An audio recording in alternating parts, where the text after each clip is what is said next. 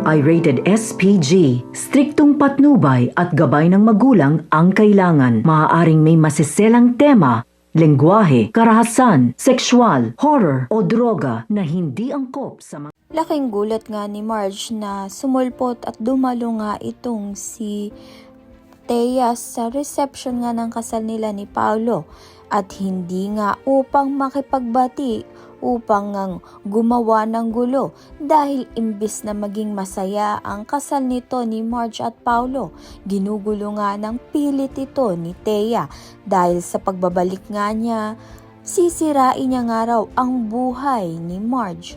Sa kabilang banda naman nga nahirapan ngang mag-isip itong si Marge at nagdadalawang isip nga siya kung tutuloy nga ba siyang pakasalan itong si Paolo dahil sa masasamang sinabi sa kanya nito ni Regina. Subalit tinatagan niya nga ang kanyang loob at hinarap pa rin nga niya itong si Paolo dahil nakaayos na nga ang lahat.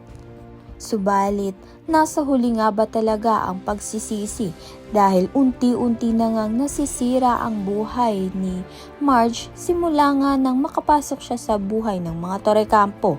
Kaya naman nga't yan at iba pa ang dapat natin pakaabangan. Maraming salamat sa iyong panonood.